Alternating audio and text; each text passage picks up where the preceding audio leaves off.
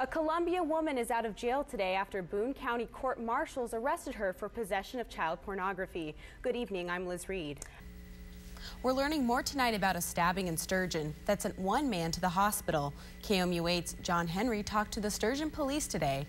Two separate shootings in less than 24 hours in mid-Missouri. Jefferson City police are still on the lookout for a suspect who could be dangerous. Good evening, I'm Liz Reed. More bad news for the Missouri job market. New numbers show the state lost more than 10,000 jobs in February.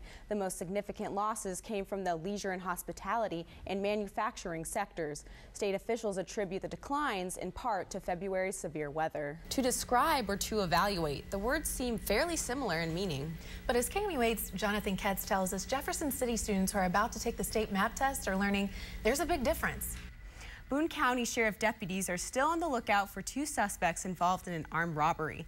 Around 10:15 last night, police responded to a report of a robbery at Fast Lane 66 convenience store on Roanoke Drive. Store clerks told authorities that two male suspects entered the store, displayed handguns, and demanded cash. The suspects left on foot and after taking an undisclosed amount of money. Authorities are not releasing any other information at this time. I went to Fast Lane 66 earlier today and business was going on as usual. Store employees told me they could not give out any information, but I did see a deputy car patrolling the area. The Sheriff's Department encourages anyone with information to contact 875-TIPS. Jefferson City kids got to ride a new therapy horse today, but his wood grain finish and leather ears make Chesty Puller a lot different than your average steed. The Marine Corps League donated the $2,000 Equipony to the Special Learning Center to help children with disabilities. The mechanical horse is a safe and compact alternative to live horse therapy. Marine Corps pack leader Scott Mayu says his devil dogs gladly donated to the local cause. Everybody here at the center says it's really helping them. They're getting a lot of benefit from it, so we're just real happy about that. It means an awful lot to us, with it being local and most of us are from around here. The Learning Center named the horse Chesty Puller after a famous Marine. Helping refugees. How the U.S. is lending a hand in Tunisia. The British government seized a ship carrying $160 million worth of Libyan currency Friday. A government official said the ship, whose nationality was not released, returned to Britain after its captain decided not to dock in Tripoli because of the unrest. The second seizure of Libyan currency in 7 days. Earlier this week, Britain seized $1.5 billion worth of Libyan currency. Britain has banned the export of Libyan banknotes because of UN sanctions.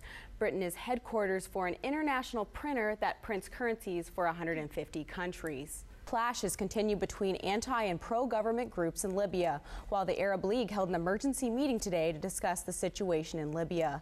The League's member states are divided over how to deal with the crisis. The possible imposition of a no-fly zone over Libya was on the agenda for today's discussion. EU members held an emergency summit on Libya yesterday, but failed to agree on military action of a no-fly zone. Leaders did embrace Libya's opposition group as a viable partner and cut off all contact with Muammar Gaddafi. Columbia's Winter Farmers Market is winding up its first season. The Winter Farmers Market allowed vendors to sell their winter season products while also staying warm inside.